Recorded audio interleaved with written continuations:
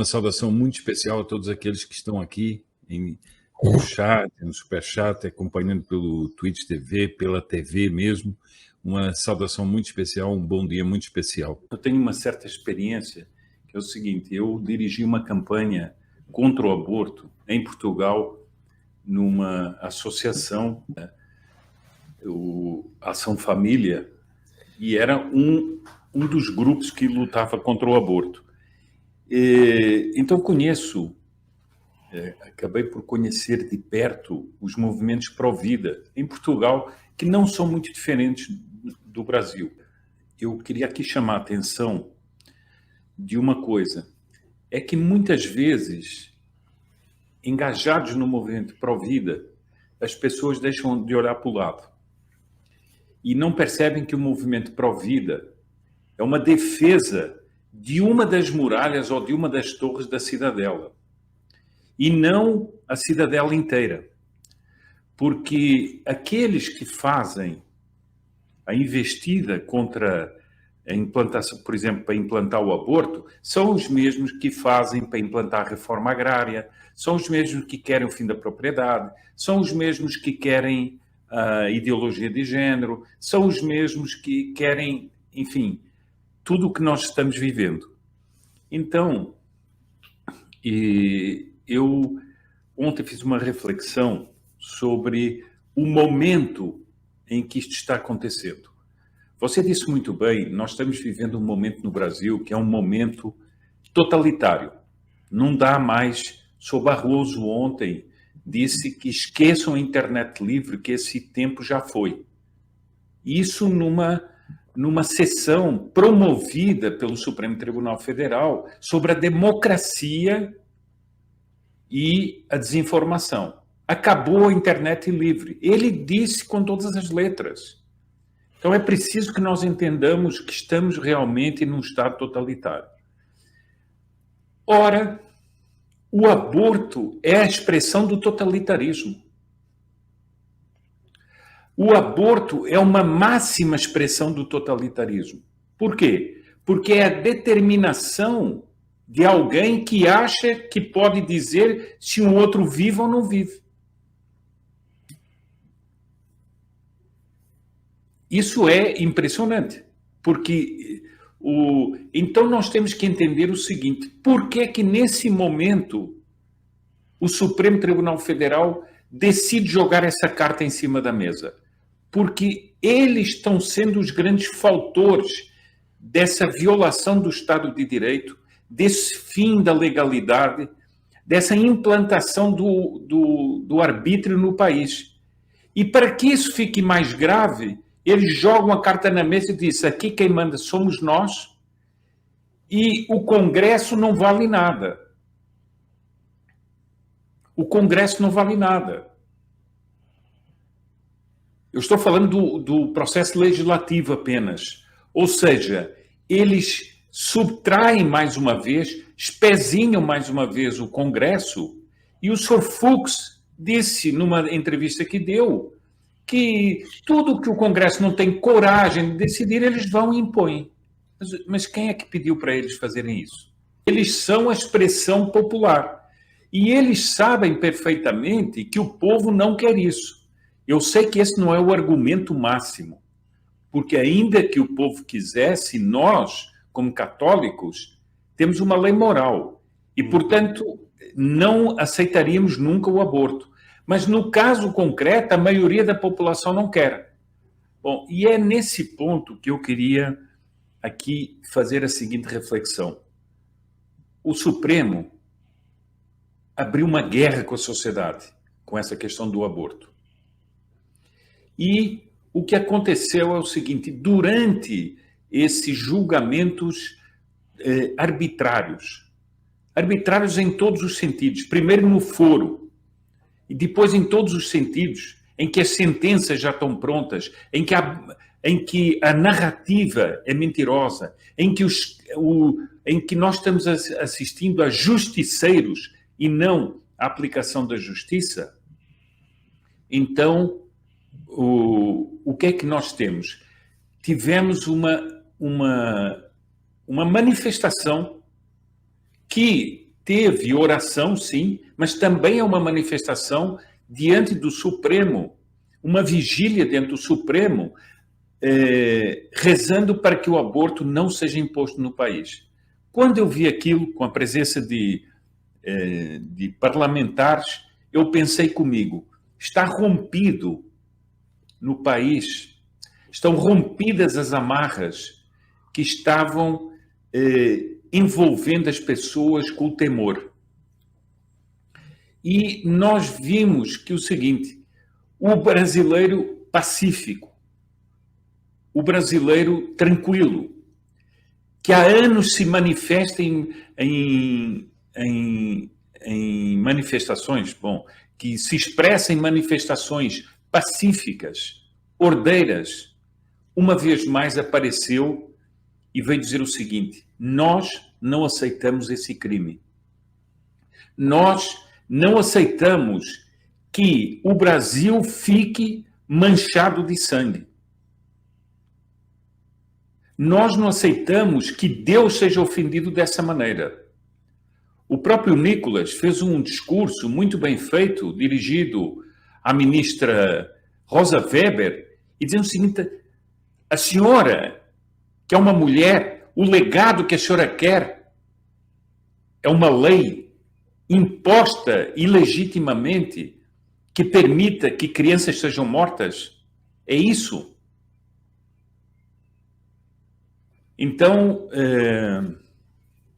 eu acho que quando vi aquela manifestação, que era também uma vigília, eu percebi o seguinte, realmente o Brasil, o Supremo acabou provocando a sociedade, acabou fustigando a sociedade, mostrando uma vez mais que está em rota de colisão com o Brasil de bem, em rota de colisão com o Brasil cristão, em rota de colisão com aqueles que não querem ver a agenda da morte consagrada no Brasil.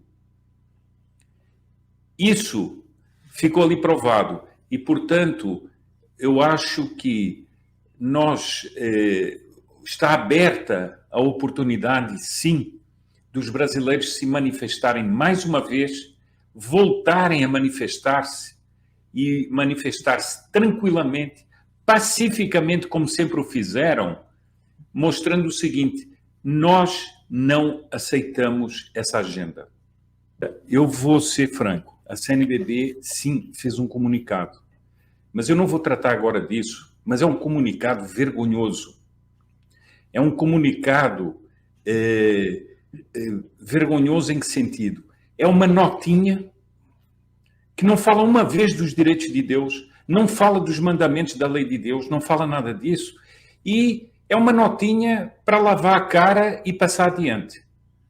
Mas eu pretendo fazer uma análise disso, eu vou até combinar aqui com o Paulo, ou faço aqui no canal, ou faço no meu canal, mas enfim, fazer um pequeno programa só para analisar aquela nota e sim, fazer o contexto, o que é o dever de um bispo, o que é isso tudo. Já falou? Falou como deveria falar? A meu ver, não. Há várias frentes revolucionárias, com várias agendas, mas o fim é o mesmo. O fim é o triunfo de uma revolução, para usar as palavras, o estudo de Daniel Ferraz, uma revolução gnóstica e igualitária, que destrua a sociedade, que destrua o ser humano e que o afunde, sobretudo, na negação de nosso Senhor Jesus Cristo. Sem querer misturar as coisas, mas quando nós falamos do aborto, é o quê? É a imposição dos sacrifícios humanos que são a negação da redenção do nosso Senhor Jesus Cristo. Veja que o povo eleito, que tinha a promessa do Messias, era o único povo que não tinha, ou praticamente o único povo que não tinha sacrifícios humanos. E isso depois veio pela cristandade. Agora, essa gente como está aí no livro do Daniel Ferraz, eles têm sacrifícios humanos. E o sacrifício humano, aspas, é legal. Acho interessante que uma pessoa que se diz libertário e que se diz liberal tem essa posição firme sobre a questão do aborto, porque habitualmente os liberais não têm essa posição. Muitos liberais acham que o aborto deve ser permitido. Por isso é que eu acho o seguinte, que ele, a meu ver, é o que você diz.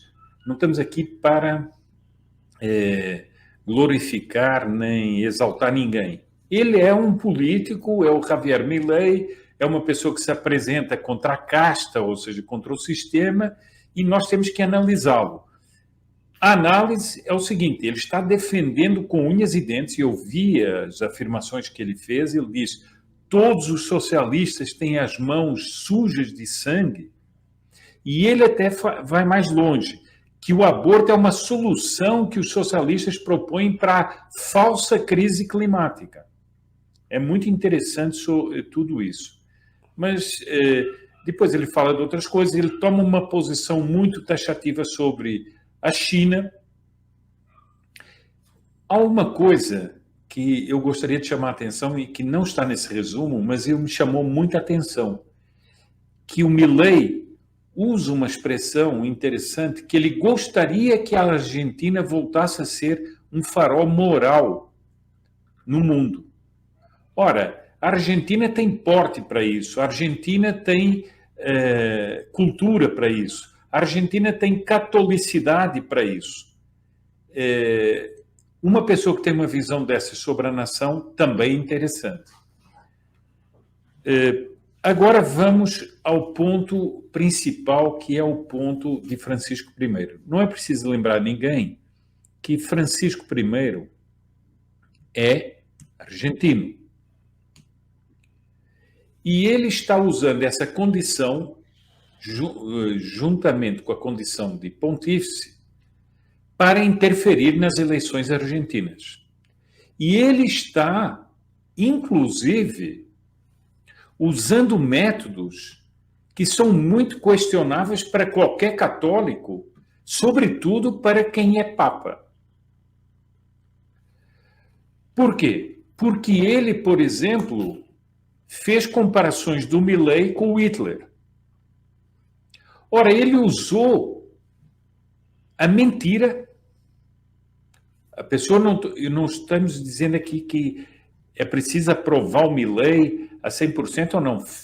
Se há alguma crítica do ponto de vista da doutrina católica ao Milei, que a faça. Mas usar a máquina de mentiras da esquerda para atacar o Milei, isso nenhum católico pode fazê-lo.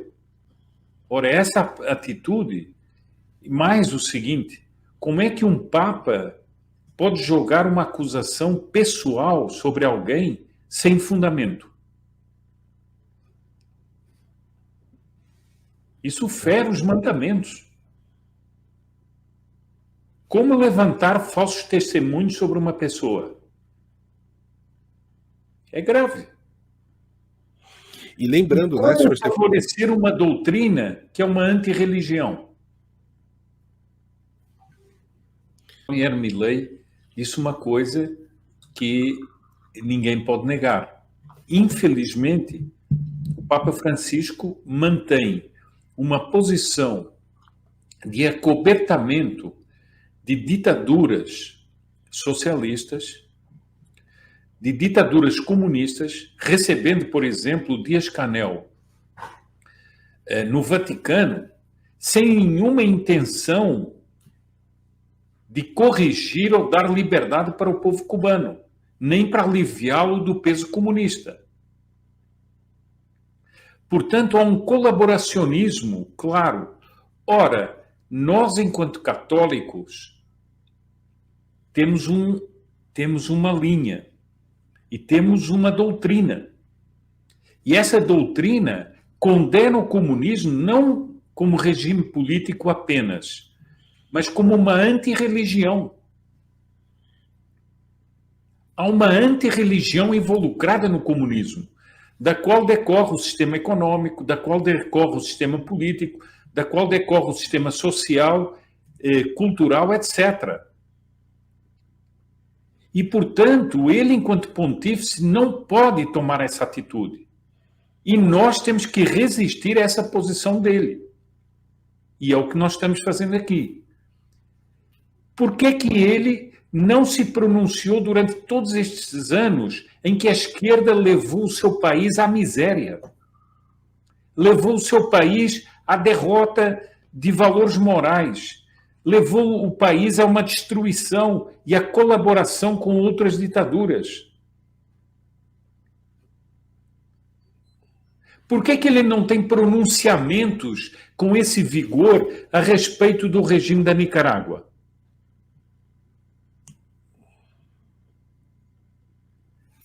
Há claramente uma posição política dele de favorecer o comunismo. Só que o comunismo não é apenas um regime político. O comunismo é uma antirreligião.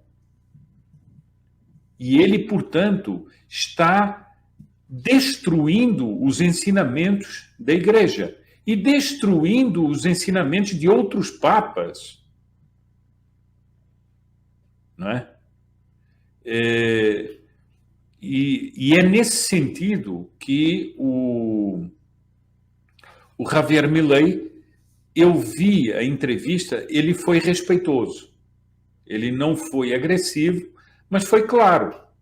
Infelizmente, aí o Tucker Carlson até pergunta, mas por que que ele toma essa posição? Aí ele diz, bom, ele é que tem que explicar, não eu.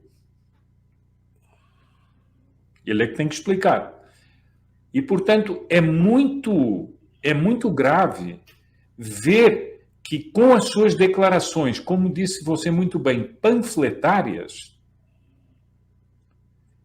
ele está favorecendo a esquerda, está favorecendo, no fundo, o Foro de São Paulo.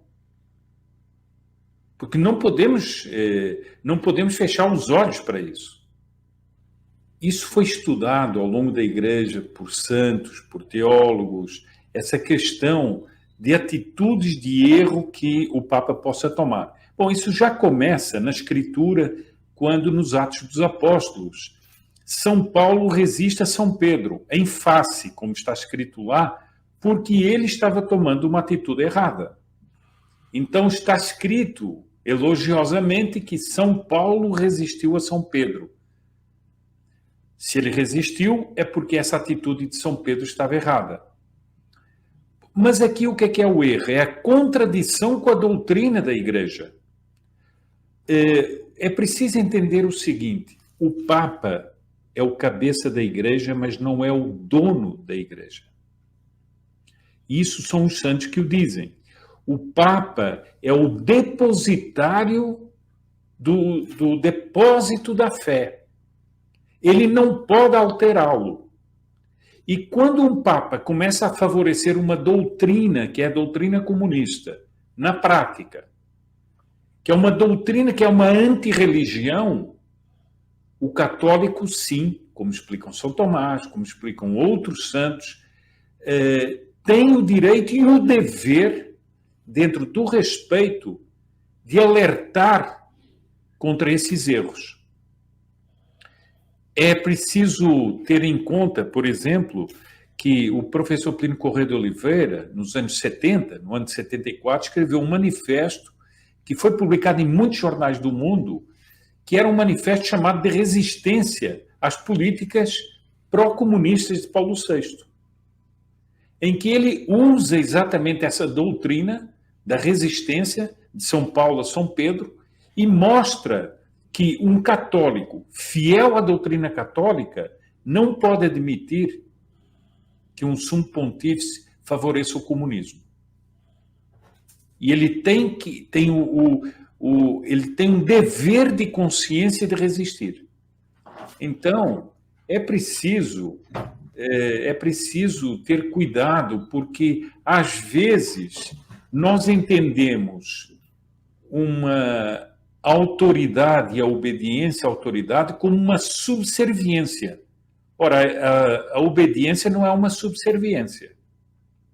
São duas coisas diferentes, não é? Então, São Pedro, o que é que São Pedro é? Ele é o preposto de nosso Senhor Jesus Cristo. Pedro, tu és pedra, e sobre essa pedra edificarei a minha igreja. Não disse a tua igreja. Não disse a tua igreja. Disse a minha igreja. Ou seja, a igreja é de nosso Senhor Jesus Cristo. E, portanto, o Papa, ele é o doce, é até chamado pela linguagem piedosa na igreja, o doce Cristo na terra. Portanto, ele é um representante de nosso Senhor Jesus Cristo. Ele não pode professar uma doutrina contrária à doutrina de nosso Senhor Jesus Cristo. E essa doutrina é definida ao longo dos séculos. Se quiserem, por exemplo, vejam aí um programa que eu fiz há umas 2 ou 3 semanas no meu canal sobre São Pio X, em que ele é muito claro sobre a infiltração de erros na igreja e como essas pessoas agem na igreja para infiltrar esses erros. E ele fala de eclesiásticos. E diz o seguinte, que essas pessoas tentam matar a igreja. E uma das técnicas que elas usam é de vez em quando dizer a verdade. Existem muitos estudos, existe um estudo até que foi publicado sobre o Papa herege, do Dr. Arnaldo Vidigal Xavier da Silveira. E é um estudo aprofundado sobre as possibilidades de um Papa ser herege ou não ser herege e ser cismático. Mas existe nesse estudo um problema grave. Um problema grave no seguinte sentido. Uma coisa é a possibilidade. Há santos que dizem que pode haver, que um Papa pode cair em heresia. Há outros que dizem que não pode. Portanto, vejam que já é um problema que precisa ser estudado com muita calma. Mas há santos e teólogos que dizem que sim, que um Papa pode cair em heresia, pode cair em cisma e tal. Mas existe agora um segundo problema, que é o que o Paulo disse agora. Quem declara isso? Então, uns levantam. É o censo dos fiéis. Outros dizem, não, teria que ser um conjunto de eclesiásticos, mas isso contradiz tal doutrina. Então, vejam que são 2 problemas. Um problema é se efetivamente um Papa pode cair em heresia, em cisma, e o segundo problema é quem declara isso. Quem declara esse Papa é um herege. Então, como disse o Paulo aqui, nós temos que ter cuidado para não ser uma pessoa qualquer a dizer isso. Ele não é Papa. A pessoa pode expressar uma opinião, mas ele não pode sentenciar isso, que é um problema que muitos teólogos e santos levantaram. Muitos teólogos e santos levantaram isso. Quem vai definir se a pessoa é Papa ou não é Papa? Então, como disse o Paulo, nós precisamos ter cuidado. Por isso é que eu continuo a achar que, sempre eu falo isso com as pessoas, eu continuo a achar a posição que o Dr. Plínio assumiu nesse caso e que é uma atitude contínua, não era só para aquele caso, é uma atitude contínua. Resistência. Continuar a professar a doutrina católica e apontar em todos os casos naquilo que nós vemos que está em contradição com a doutrina católica. Por exemplo, como o cardeal Burke disse agora sobre o sínodo. Não se pode, ou como um bispo americano disse, há uma moral da Igreja Católica que é consagrada através dos séculos. Ela não pode ser alterada. É origem divina. Ela não pode ser alterada. Você não pode dizer que aquilo que Nosso Senhor disse seja alterado. Por exemplo, sobre o casamento. Você não pode alterar essa doutrina. E no momento em que uma pessoa, seja ela pontífice ou não seja, declara mudar essa doutrina, você tem que resistir a ela. Não pode, você tem que continuar a professar a doutrina de nosso Senhor Jesus Cristo. Aqui no privado, aqui no que é o seguinte, é o Manifesto da Resistência, que foi publicado no mundo inteiro, que nunca foi contestado, e que mostra a doutrina pela qual se pode resistir a um Papa, sem entrar em outras derivações. Pronto. E aí eu acho que está uma doutrina bem explícita e que é preciso, digamos, conhecer, porque realmente é o seguinte, tudo isso exigiria um debate teológico e canônico. Esse estudo está mencionado nisso que eu falei, desse estudo sobre o Papa herege. Esse estudo de São Roberto Bellarmino é um dos que está mencionado lá. Mas vejam o seguinte, não cabe a nós depor o Papa, mas apenas reconhecer a heresia e rejeitar as falsas doutrinas, que é exatamente essa posição que o Dr. Plínio assume nesse manifesto, que é resistir. Resistir às falsas doutrinas. Então, por isso é que eu digo o seguinte, essas coisas não são coisas para ficar assim num debate de chato, mas eu gostei muito dele ter relembrado isso aqui, porque é exatamente isso. Esse é um dos estudos mencionados nesse estudo sobre o Papa herege. É um dos estudos. É o de São Roberto Bellarmino. Há vários santos e há vários teólogos importantes que fazem esse estudo. Nós hoje tivemos assim uma boa variedade de temas, não é? Mas acho que nós temos que considerar muito o tema inicial, que é o tema de o Supremo ter enfrentado a sociedade uma vez mais e aberto o confronto a respeito da matança dos inocentes. Quando o Congresso não vota isso, porque sabe que o povo não apoia isso, sabe que a sociedade é contra o aborto, na militância que tomou conta do Supremo, com essa militância, eles jogaram para cima da mesa e para cima da sociedade um desafio à sociedade. E isso começou a mostrar uma reação profunda na sociedade e as pessoas estão rompendo com as amarras psicológicas e voltando às ruas para dizer não à morte de inocentes, não à agenda,